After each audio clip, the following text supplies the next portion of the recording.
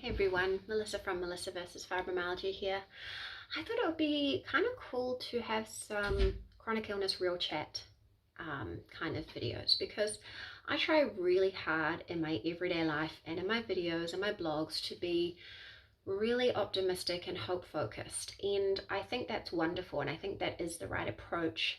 But I do think we've got to a bit of a point where we're really unpacking all the things that I have been like adapting so hard that I don't even realize that they're a problem. So for so long I've lived with so many symptoms and I've just done my absolute best to white knuckle it through.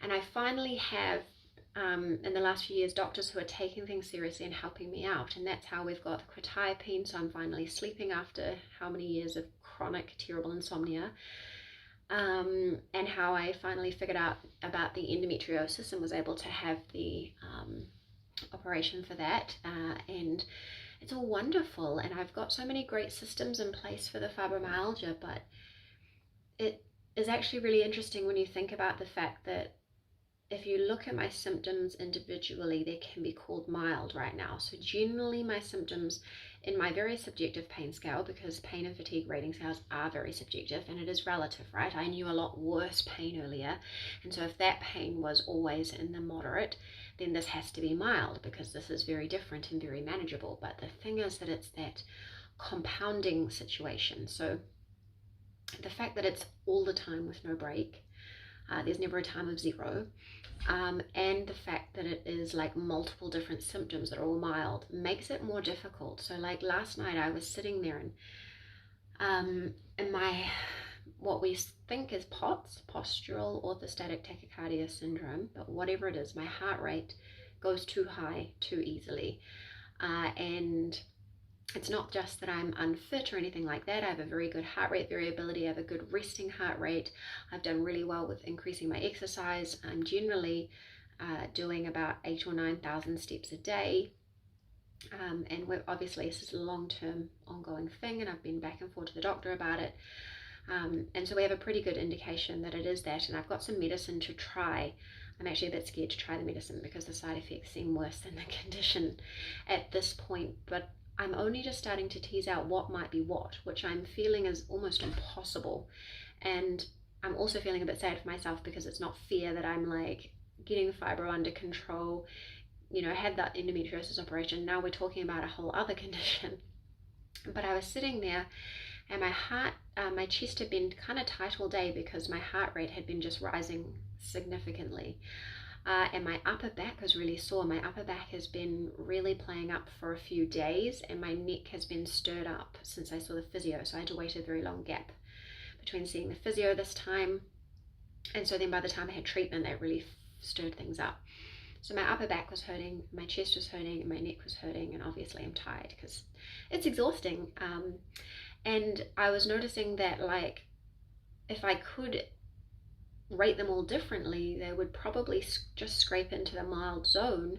But when you compound all those things together, it really doesn't feel mild, right? It's really debilitating. It is such a different thing to have some mild fatigue or some mild neck pain or some mild back pain or some mild heart rate rises, you know, like one of those things would be just a holiday at this point.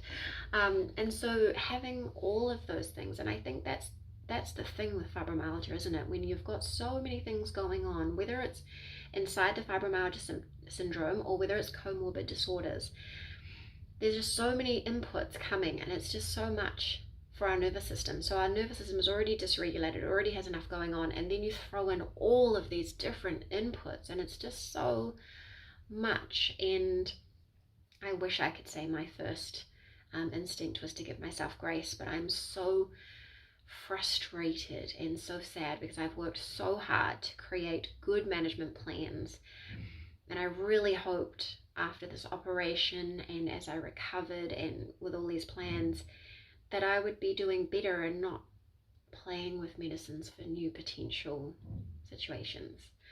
And so I just wanted to share that because I want us to be able to share the realities of life together. And I want you to know that you're not alone. So even if you have managed to claw your way down to more often mild, and it doesn't feel that great or that normal, you're not alone, because even mild fibromyalgia or mild chronic fatigue syndrome is still a very big impact on your life. And if you've lived with it as long as I have, what I've found is you adapt so effortlessly and you adapt so naturally that you don't even realize how much you're adapting. Like if I was a normal person yesterday and then today suddenly had all these symptoms and didn't have all my little adaptations and all my coping mechanisms, I would be slammed flat. I would be really concerned and really struggling.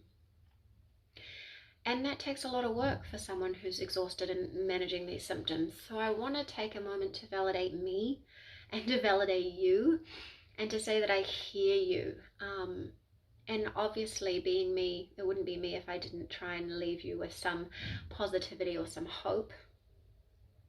But having this, knowing I can advocate for myself, knowing I am able to look at all my symptoms and do my best to differentiate so that I can treat them as well as possible, and having a doctor who's willing to help. They don't understand all these conditions in detail, but they're willing to help and willing to learn with me and willing to try things, which I'm incredibly grateful for. But I also wish at the same time I could just go to someone who is a specialist and has things for me that I don't have to do so much research and trying.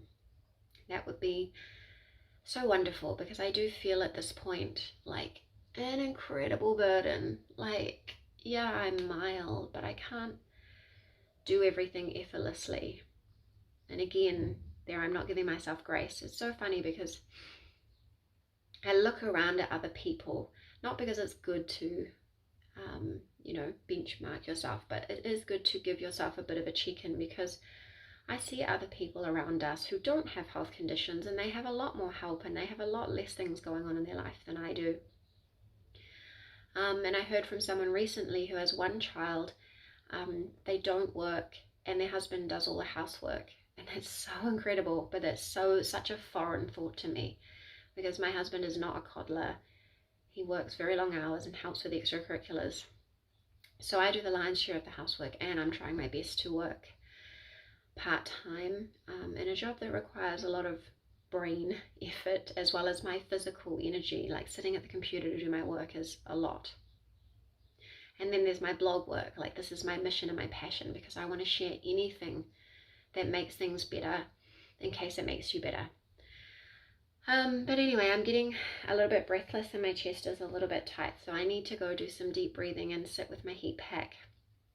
But I hope this made you feel a little less alone, a little more likely to give yourself grace, and just as willing as ever to do all the things to try and help yourself. I've got loads of videos for you if you need to look into any specific areas, if you want to see my treatment plans, if you want to see how I manage pain, fatigue, kids, all that. I've got it all there for you. It's all there, and you can go to melissaversusfibromyalgia.com for over 300 blog posts.